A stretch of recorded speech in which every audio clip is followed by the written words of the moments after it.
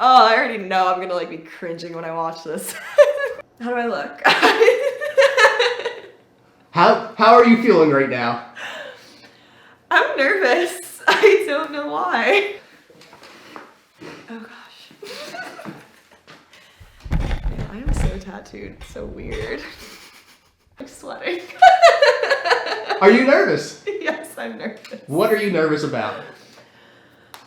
I don't even know. It's the thing. I don't know why I'm nervous. I think I don't really I've never had like a formal discussion about my anxiety. It's more of like a casual thing, but like if I actually have to like delve deep into it, it's weird to think about. Like sometimes I'm like, wow, you like actually have this. What are your clinical diagnoses? It's just generalized anxiety disorder.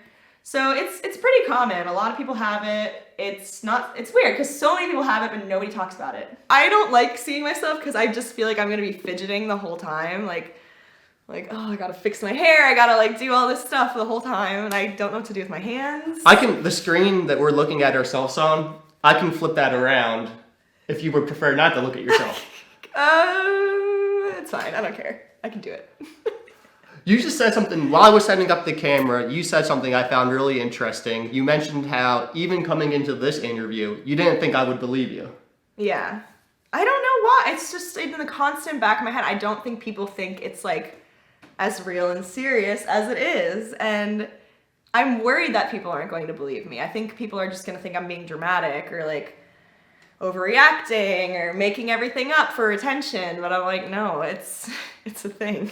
Just because I'm like, I don't know, I'm like fun and peppy and stuff, but it doesn't mean that like I don't have like these things inside of me that are like really difficult to deal with. I put on this persona of being so like carefree, but there's a lot of things that people struggle with that a lot of people don't realize because you can't see them. I think that's a constant in people I've met who are diagnosed with general anxiety, is that they're afraid to talk about it because they see other disabilities out there that are physically, you can see it. Yeah. And they don't feel like they're worthy of sharing their story in the same way. Yeah, that especially with this page, like I watch all the videos and I see how like intense and serious some of the disabilities are, and I was like, why would you ever even want to talk about anxiety? Like it seems like such a mellow thing, but I don't know. It can be really intense at times too. Yeah. So I don't know. I'm worried that people won't believe me all the time. Well, I want you to know that I fully believe and know that anxiety belongs in the conversation with everything else, and it's important we discuss it, and I'm happy that you reached out to do this interview. I know, I can't believe I did. Did you have any anxious thoughts attached to this interview today? Yeah, I mean, as I said, I hate the way I sound, and I know when this comes out, I'm probably not even gonna want to watch it because I'm gonna be so like embarrassed and like I don't want to see myself talk about anything. Like I'm just like, ugh, cringy, like to see myself, which is weird. Like who cares? But I don't know. I just think I get anxious about sounding stupid, which is like a big thing for me. Like I want to sound smart, but when I like act like this, I sound stupid.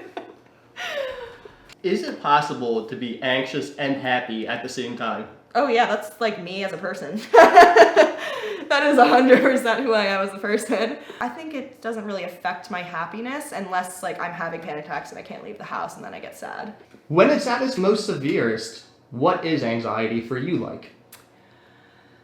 It's really debilitating. I can't drive, I can't eat, I can't sleep. I don't even really turn the lights on because everything is like a trigger. Like even like the tiniest little thing can cause me to have a panic attack. So it really it just completely consumes me as a person.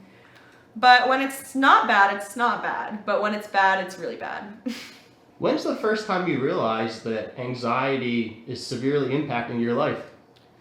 I always knew I had anxiety, but not to the point where it was like I couldn't be a person. But last July was when I first started getting my panic attacks, and that's when it became I couldn't even like leave the house. I couldn't do anything. So that's when I was like, this is like an actual real problem that I need to deal with, because if not, like I can't be a person. I was terrified to even leave the house because I didn't want to have one in public. Like I was becoming a recluse. I lost all hope that I was ever gonna feel like myself again. Like it was so bad. Like, oh, so bad. It like makes you so irrational having a panic attack. It's so weird. Like I know I'm not dying, but I'm still in my head like, no, you're dying. You think you're not, but you are dying. Like it's the weirdest thing. Like my brain becomes my worst enemy.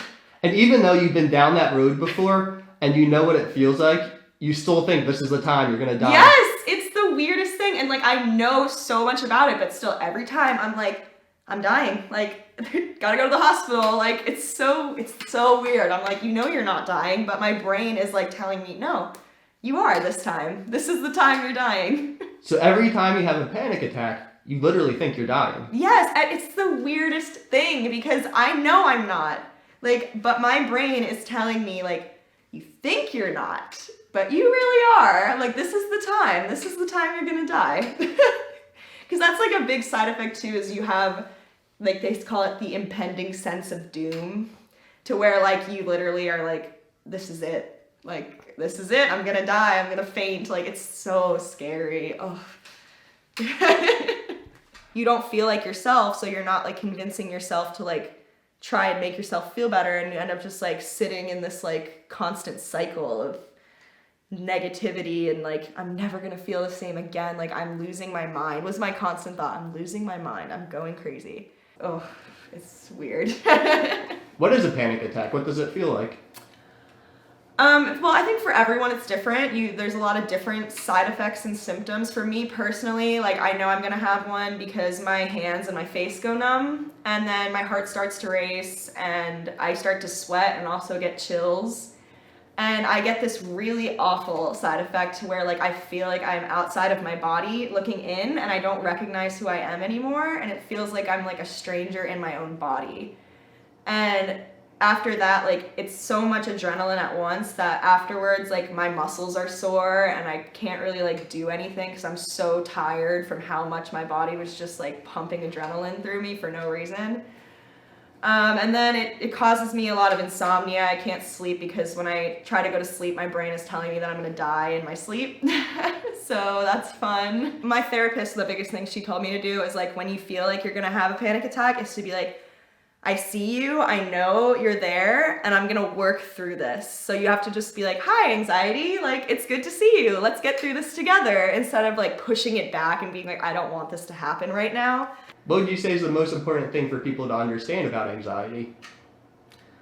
That you can be a happy, fun person, but struggle with it, and a lot of people you know probably have it, and will never say anything about it, but they could be suffering in silence. And it's important to just be really supportive all the time and like believe them when they tell you about how hard it is to deal with, because if you just like are dismissive, it can like make it so much worse for people. So just being supportive of people if they confide in you, like it's a big deal for people to actually talk about it. Like for me, it was so hard to like actually accept the fact that I had it. So like if people are like confiding in you, like just be really supportive of them. Being diagnosed with anxiety and having it like made me more outgoing when it came to these problems in my life. So like if I would have never asked for help back in the day, but like now I will be like, I need help. Like, so I'll definitely be like the first to be like talking about it and asking for help. So one of the benefits of having that clinical diagnosis, it validated to you that it's okay to ask for help? Yeah. I hate it. I do not like when people help me, but now I'm like, I think it's the best thing in the world. Like I would not be where I am right now if I had not finally like reached out for help, because I would probably still be in bed with the lights off. Like, so it definitely has like changed my way of like, I'm not ashamed to ask for help. It does not make you weak. It just, you need help. Some people need help sometimes. Like I was very afraid of weakness, but like it doesn't make you weak to need help. In a way, it's strong that you're willing to reach out, even though you have some personal stigma that you had to work through. It showed that you're willing to adapt and change. Mm-hmm. Yeah. Tell me about your journey with medication. Okay, so I never, ever, ever wanted to be someone who relied on taking medication every day. I am all about going the like herbal, natural route, but it got to the point where like nothing was helping, and I started talking to family members who were on medication too, and it was to the point where like if I didn't take medication, I was never gonna leave my room ever again. So I'm on an SSRI, which is like a serotonin basically like booster, and it kind of just like chemically balances. So like if your serotonin's low, you're like chemically imbalanced in your brain, and like that's what causes anxiety and depression and like all that kind of stuff. But so like an SSRI will give you that dose of serotonin and like neutralize yourself out so you can be normal. Sometimes I cry because I'm so happy with like how I'm feeling now as opposed to like what I used to feel like. So it's just, I know it's hard. It's a hard thing to accept, but it really helped. It was definitely like life-changing. Like I had a really hard time accepting it, but like now that I have accepted it, I'm like really proud of that part. Like I'm glad I did that because I'm proud of who I am now. Like who cares? Like it's cool. Do you remember? I'm sorry, I'm nervous. As you're nervous right now, is there something like particular that's causing you that feeling? I really hate watching myself talk. So I'm just thinking about like when I watch this, I'm gonna just be cringing because of the way that I speak. Oh, I just like, I don't know. Do you often worry about how you're coming across to others? I did for a while. I think taking medication has really like mellowed that part of me because that was a huge factor. Like I would go out and just like think everyone was judging me and didn't like me, and it was a huge thing for me. I definitely worry a lot about what people think of me. I think I always get a feeling that like people don't take me seriously. That's a big part of my anxiety is people aren't going to take me seriously and they're not going to listen to me, or if they do, they're only listening to me because like sorry, I was going to say something inappropriate. But yeah. Does anxiety still impact you today? Oh yeah. It's always going to be there. Like I've finally accepted that it's going to be there forever. But I don't know. It's who I am. Like I'm not ashamed of it. Like it's just gonna be there forever and it's okay. Like it definitely affects me every day. Like I do have moments throughout the day where it pops in my head and I have to like be like, hi, go away now. But I don't know, it's become part of me, and like I like sharing it with people because I like to hear stories about people's experiences with it too, because people typically don't talk about it. And then when you find that when you start talking about it, people are so much more happy to like open up to you about it, which is cool. Like it's nice to talk about it, you know? In my life, I've had 2 panic attacks. They both came at like transitional points in my life. The first is when I left teaching to do SBSK, and there was a lot of pressure because we didn't know how it was going to work, if it would work. We didn't know how the finances would work. And I woke up one night and I just struggled to breathe. And I felt like I was having a heart attack. I felt like I was dying. Mm-hmm. And it all hit me at once. And I didn't know what a panic attack was at the time. I had never experienced one. And I literally thought that was the end for me. And then in the morning, I realized what it was. It was a panic attack. You can have panic attacks but not have like anxiety disorder. It's very interesting. It just depends on like the frequency of your panic attacks and like all of that, which is really interesting because like you can have one in your life and never have one ever again, or you can have them every day of your life. Like it's so interesting. Another time, 4 or 5 years later after that first one, a business deal had fallen through with SBSK, and that changed my projection for the future. And a day or 2 after it fell through, I had another panic attack. My therapist is always like telling me that. She's like, you don't realize how many people actually have this and just no one talks about it. I'm like, why? Like, it's not even embarrassing. Why do you think nobody talks about it? I mean, like I said, it's like the stigma of like, oh, if you have a mental health disease, like you're gonna be crazy, you're a nut. And I think people don't want people to like look at them and think that they're weak.